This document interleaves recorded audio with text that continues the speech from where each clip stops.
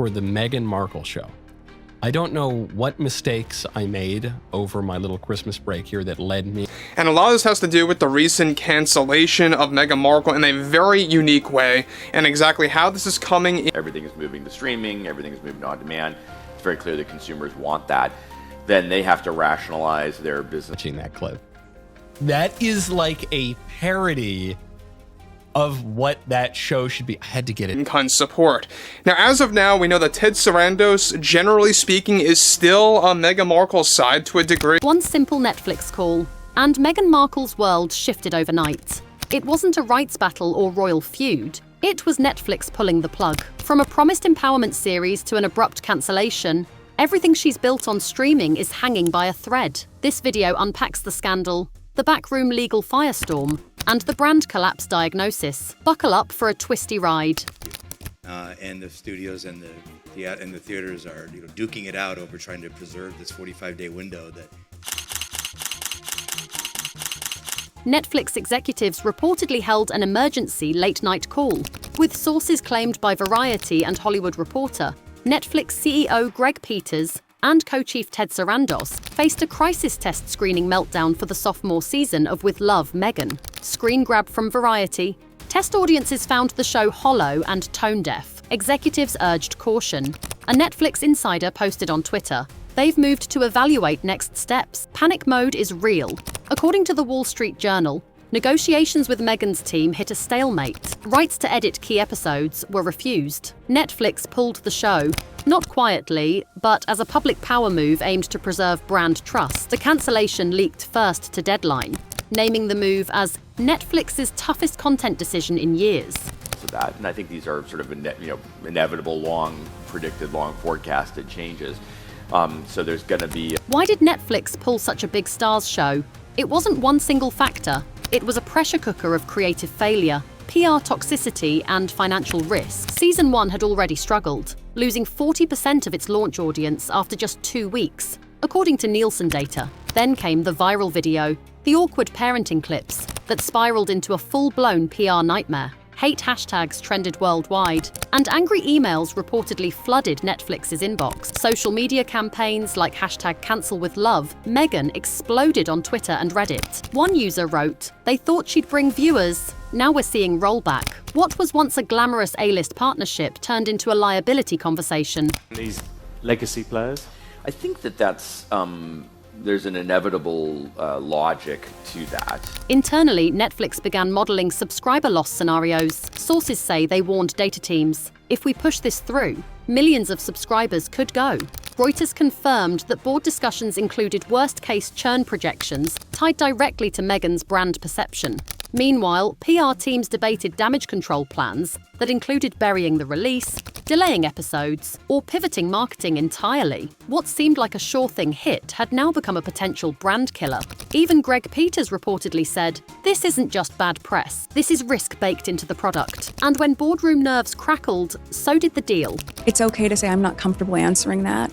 It's okay to pivot, but also to be authentic. I don't think there's any value either in being. This isn't just content pivoting, it's a legal thriller in the making. A source posted on 4chan claiming Meghan's legal team scrambled to block contract disclosure. Allegedly, they moved sensitive materials, including video surveillance, audio logs, and Netflix executive meeting notes, into offshore storage. The destination? Reportedly, encrypted servers in the Cayman Islands. This raised serious alarms at Netflix Legal. One internal memo, later leaked to the Daily Mail, read, "They're hiding everything in Cayman. We may need a compulsory process." Another executive flagged that attempts to subpoena content were met with immediate denials and redirection. Couldn't get a proper star, but woohoo! Did manage to land a proper star's mother.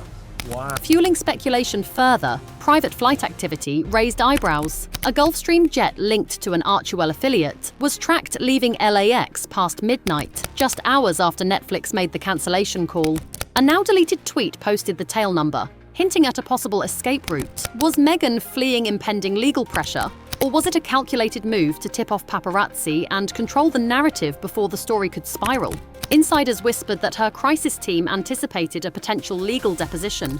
Meanwhile, rumors swirled that leaked footage, possibly from internal development meetings, could surface, suggesting Meghan had more editorial control over the show than publicly claimed. And the Duchess responds, Yes, social media is a environment that I think has a lot of that, In response, Meghan issued a calm public letter on social media. I respect Netflix's decision. Our intent was to bring love and light, not controversy. But insiders say that wasn't enough. Leaked internal Netflix chat logs suggest some execs branded it too rehearsed, not sincere. One message read, "We need real accountability. Gone is the time for brand speak." Netflix ultimately labeled the move as strategic content realignment. But there's real estate on a website homepage. There is real estate there on a newspaper front cover. And something has to be filled in there about someone royal. This cancellation shattered the luxury influencer script. Variety front-paged, Meghan Markle, from Netflix darling to red letter cancellation. Hollywood Reporter headlined, "Cancellation drama fuels fears of future star deals." On social media, Hulu says thank you, now casting doc on PR mishaps. Twitter post, 2 million unsubscribed reportedly. Anonymous Netflix staffer via Reddit. Even A-list hosts referenced the story. One late-night comic quipped, "Even royalty can't make royalty good TV." Did it all happen while I was away? Meghan has gone on a massive broadside. She's relaunched. Inside the company, the cancellation spurred bigger meetings on influencer-led content. Was a precedent being set? Greg Peters is said to have fought to preserve her show, arguing social backlash shouldn't override creative vision. Meanwhile, Ted Sarandos allegedly flipped, reasoning that brand reputation comes first. The schism forced a major board crisis last week, signaling a potential shift in Netflix's future. Bigger than you've ever seen before. So when I asked the teams to predict, how big will this be?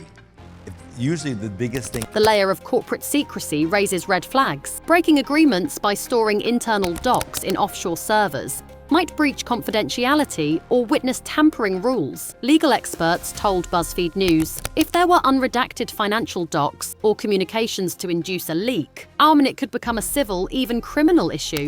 Netflix may invoke portions of the US SEC Whistleblower Protection Act, but only if internal misconduct is confirmed. That tension adds a spine-tingling element. This is content renewal drama morphing into corporate legal thriller. And our advantage of that was it had some very universal messages in it. It was because it was so... Social accounts lit up right after the announcement. Instagram story. Influencer posted, "Maybe this does prove you can't buy authenticity with a crown." Twitter poll opened by Entertainment Weekly. Should Netflix have dropped Meghan? Yes, no. At 8 p.m, 73% voted yes. One trending TikTok under hashtag Meghan Netflix showed fans burning DVDs, captioned, "Symbolic bonfire of cancelled content." And yet, a surprising counter-trend sprung too. One subscriber-run X thread titled, "Let her finish season 2, amassed 20,000 upvotes, framing it as overreaction and censorship.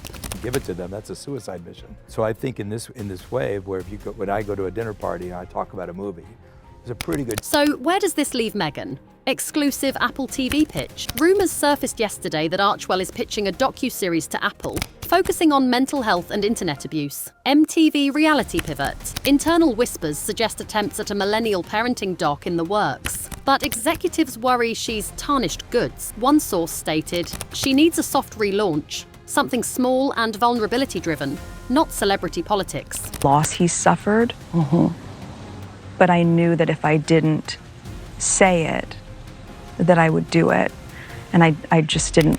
Netflix is reportedly auditing Meghan's production deal. Did she have milestones tied to social reaction?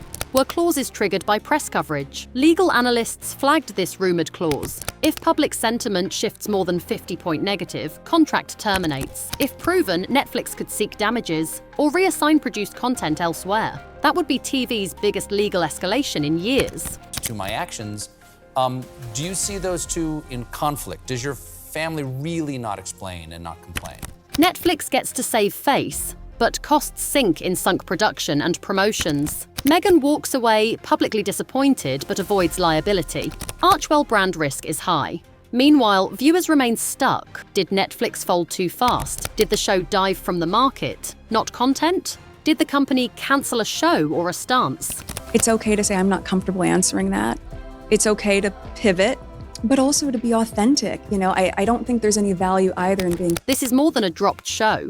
It's a clash of power, brand politics, legal uncertainty, and public narratives. Netflix cancelled Meghan Markle's series, but the threads are still unraveling. Guests of suspicion, mystery, and courtroom potential swirl around them all. I felt so immediately embraced by the women in the kitchen, your warmth and your kindness, and also to be able to be in this city and to see. What do you think? Did Netflix act too hastily? Is Meghan's brand salvageable or irreparably damaged? Drop your take in the comments below. Let's get real about influencer accountability or injustice disguised as branding. And if you want more insider-style royal revelations and corporate intrigue, smash subscribe and stay tuned. The scandal isn't over, it's just getting juicier.